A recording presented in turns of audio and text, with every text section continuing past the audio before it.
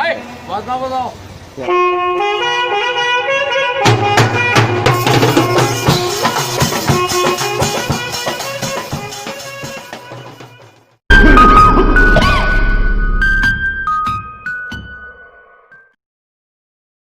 কামযাব কৰবে।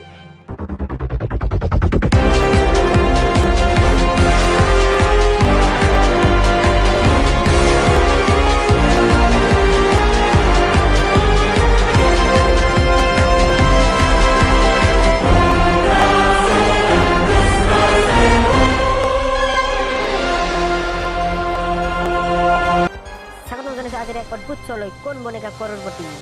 আজি আমাৰ মাজত উপস্থিত আছে বিখ্যাত ব্যক্তি পিংকু ৰাজ।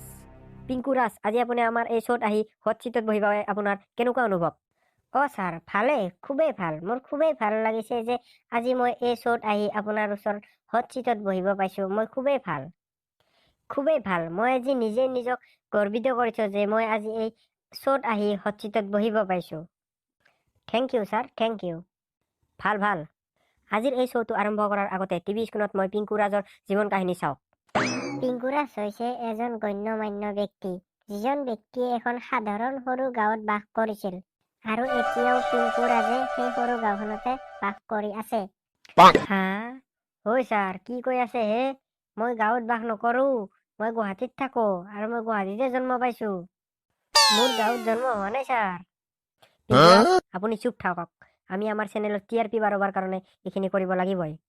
পিংকু ৰাজৰ মাক অন্ধ আৰু দেউতাক আছিলে লেঙেৰা, আৰু পিংকু ৰাজে বিয়া পতাৰ 2 দিন পিছতে তেওঁ তিৰিটো বেলেগৰ লগত পলাই যায়। ঐ ছাৰ, কিয় কৈ আছে এইবিলাক? মইচোন বিয়াই পাতা নাই আৰু মোৰ তিৰি ক'ৰ পৰা পলাই যাব বেলেগৰ তাত? TRP পিংকু ৰাজ, এইবিলাক TRP।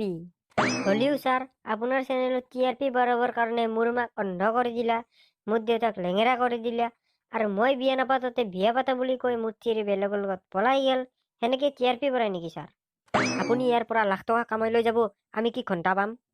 কম্পিউটাৰ যি, এইখিনি কথা কাটি দিবি। দৰ্শকসকল, বেছি পলম নকৰি আজি আমাৰ এই শ্ব'টো আৰম্ভ কৰোঁ। পিংকু ৰাজ, এইটো আপোনালৈ প্ৰথম প্ৰশ্ন। প্ৰথম প্ৰশ্নটোৰ শুদ্ধ উত্তৰ দিব পাৰিলে আপুনি পাব 1 লাখ টকা।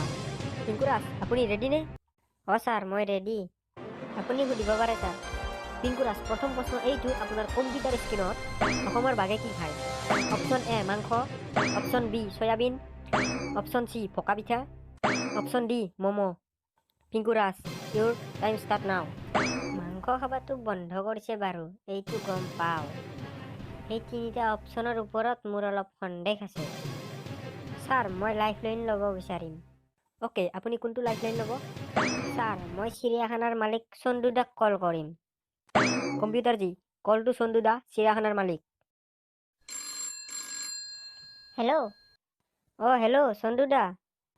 মই এটা আপোনাক বিশেষ কাৰণত ফোন কৰিলোঁ হা। কোৱাচোন। চন্দু দা, আমি জানামতেতো বাঘক মাংস খাৱা বন্ধ কৰিছে ন? হয় দিয়া, কোৱাচোন। পিছে দাদা, এতিয়া বাঘক কি খুৱাই আছে হে?